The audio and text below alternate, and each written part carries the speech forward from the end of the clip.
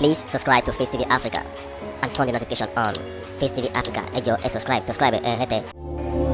Face TV was Swoby.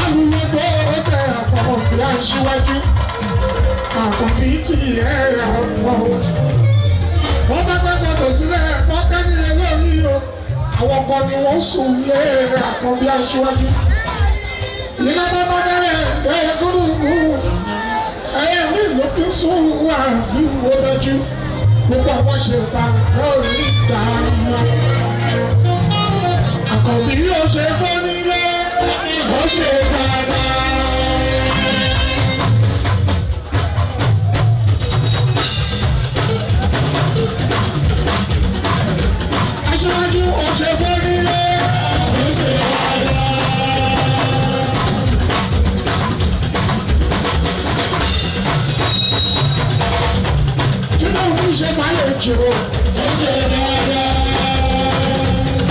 Àkànbí ó ṣe fàlejò sẹ́ o ó ṣe dáadáa.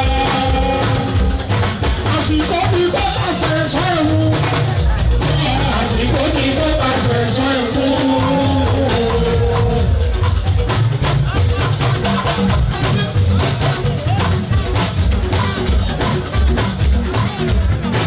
Àsìkò tí kò pàṣẹ sọ ẹ̀mú. Àsìkò tí kò pàṣẹ sọ ẹ̀mú.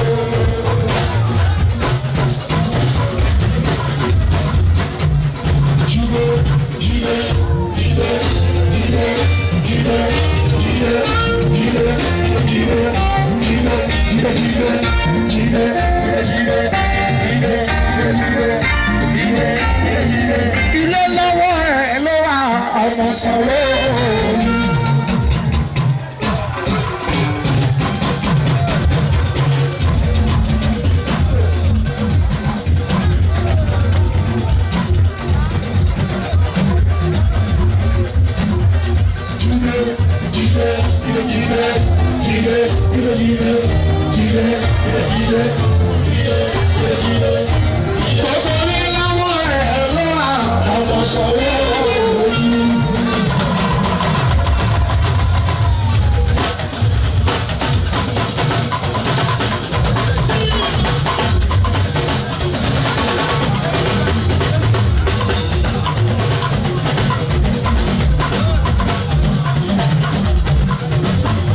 Ṣé ti rí ni? Ṣé iná ṣe ti rí?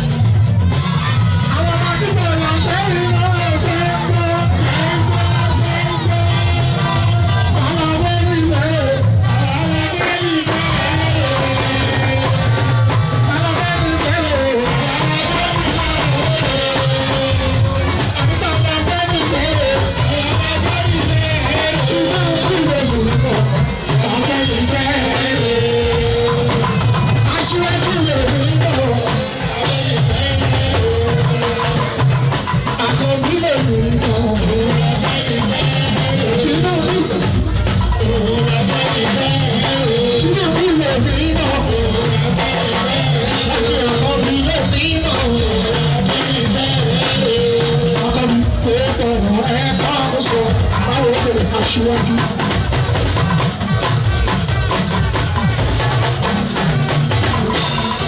Ẹni máa wù ló léwu o. Aṣíwájú. Akọni kíní kan ò lè ṣe. Aṣíwájú kíní kan ò lè ṣe.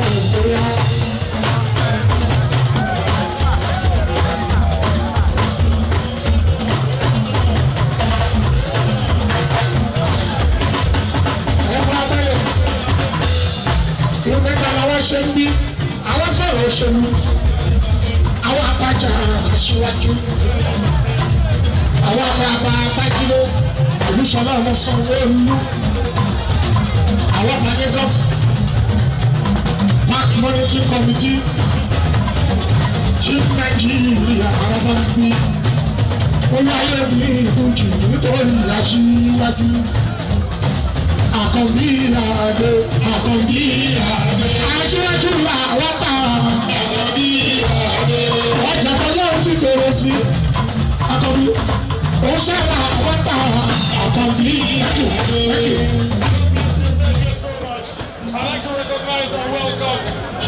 Please subscribe to Face TV Africa and turn the notification on. Face TV Africa, ẹ jọ̀ọ́ ẹ subscribe, hete. Face TV was Swoby.